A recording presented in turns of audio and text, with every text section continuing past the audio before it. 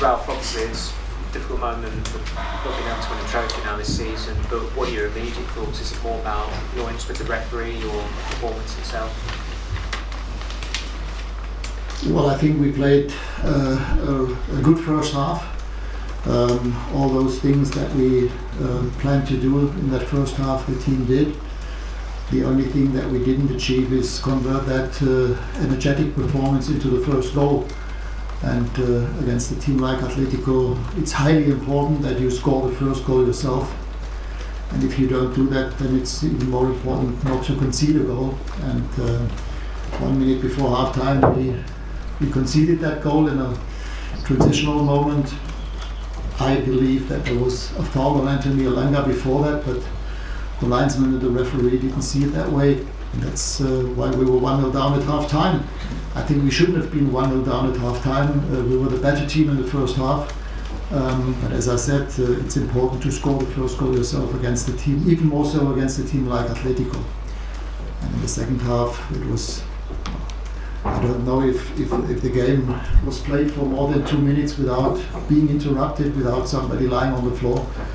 And I think there were some curious refereeing decisions. I wouldn't necessarily say they were decisive. Maybe the one before they scored.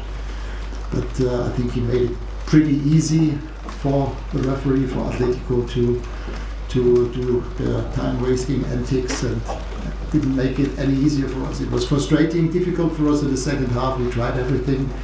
We had 2 or 3 moments after set pieces, but from normal play we didn't produce that many chances.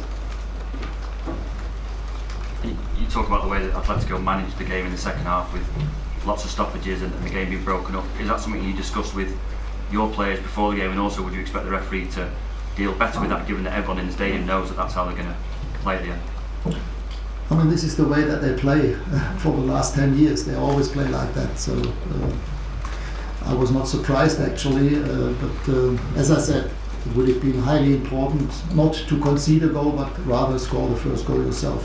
And we didn't. Unfortunately, we hit the crossbar. We had 2 or 3 good moments in the first half where we could have scored. We didn't always take the right and best possible decision when we were around their box. Rather than shooting, it would have been possible to pass the ball to the teammate who was in a better position. We didn't, as I said, always take the best possible decision in the first half. But overall, the performance energetically was by far better than the one in Madrid in the first half.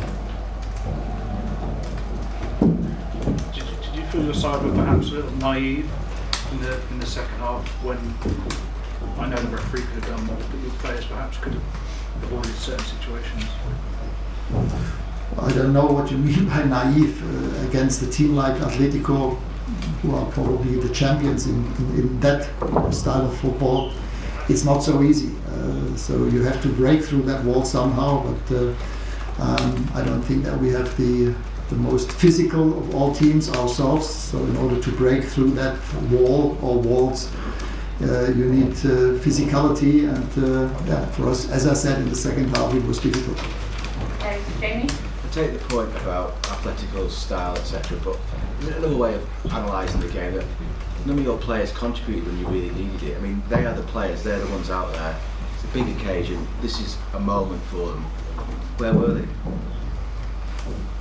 Well, as I said, I think we played the first half. We played well. But it's 2 halves. But but we didn't score. Yeah, that's true.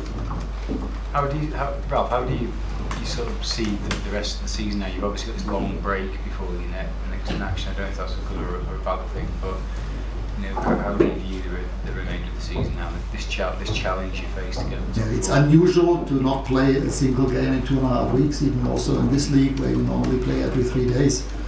We have 85% of the squad on international duty, and most of them only coming back on Tuesday or Wednesday. So in the end, we will have 3 days in order to prepare for the Leicester game.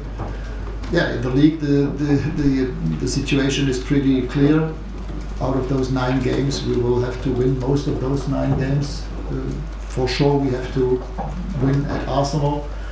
But the only way to finish 4th at the end is to win most of those 9 games. Do you maybe have to cross your fingers cross your fingers over the next couple of weeks that Arsenal maybe drop points against Liverpool and Villa. Do you feel you're in a point where you need a helping hand, really?